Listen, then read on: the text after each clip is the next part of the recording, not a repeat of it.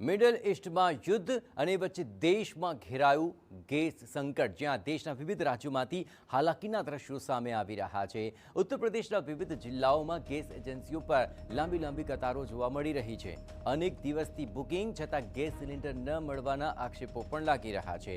ઝાંસીમાં ચોરી કરાયેલા 524 LPG cylinder મેળવાયા પરત, જ્યાં નાગપુરમાં ગેસ સિલિન્ડરની કાળાબજારીના કેટલાક આક્ષેપો ઉઠી રહ્યા છે।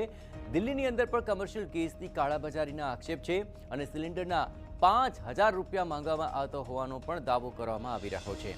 તો તમિલનાડુની આઈટી હોસ્ટેલમાં ચા, કોફી અને ઢોસાની સર્વિસ હવે બંધ કરી દેવાની ફરજ પડી છે। તો હાલ તો સમગ્ર દેશમાં એલપીજી ગેસનું સંકટ ઘેરાઈ રહ્યું છે, ત્યારે ગુજરાત સહિત ઉત્તર પ્રદેશ અને મધ્યપ્રદેશમાંથી પણ ચિંતાજનક તસવીરો સામે આવી રહી છે।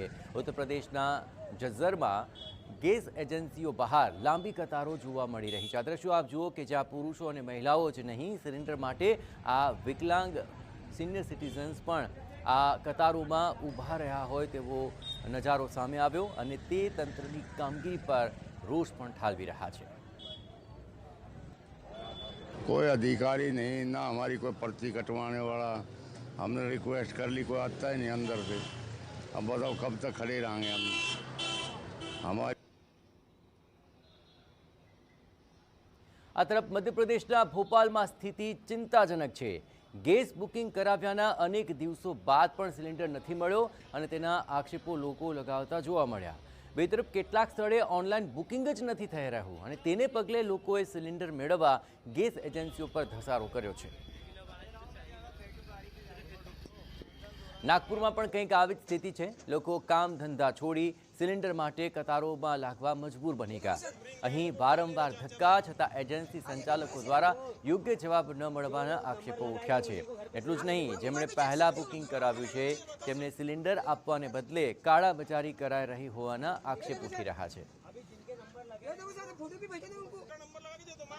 का अभी चेंज हो गया। पहले क्या करते थे, इन लोग सिलेंडर जो देते थे यहाँ से स्टार्टिंग करते थे। अभी क्या हो गया, अभी बोलते हैं कि लोग घर पे आके देंगे, पर घर पे आके देने का कोई समय ही नहीं है इनके पास। इन लोग सबसे पहले क्या करते हैं ना, जो लोग इनको 100-200 रुपए जो ऊपर देते हैं उन लोगों को सबसे पहले ये लोग सिलेंडर प्रोवाइड करते हैं। बाकी जो आम जनता है उन लोगों को कभी कोई ये चीज़ की परवाह ही नहीं है कि भैया चलो किसी गरीब के घर में अगर चूल्हा जल रहा है तो उसको कैसे प्रोवाइड करे, किस चीज़ से करे, इनका कोई लेन देन नहीं है। इनको जहाँ से सबसे पहले जो ज़्यादा पैसे दे रहे हैं उनको सिलेंडर प्रोवाइड करा जा रहा है। दिक्कत यही है कि 15 दिन से नंबर लगाया हूँ, आज तक सिलेंडर नहीं मिला। वो एजेंसी में जाओ तो सूरज के पास भेजता, सूरज के पास जाओ तो गोदाउन के पास भेजता, और यहाँ आओ तो बोलते फिर वहीं पे जाओ सूरज के पास। ये 15 दिन से नंबर लगाया हूँ, अभी तक मिला नहीं है। रोज चक्कर काटेगा इंसान।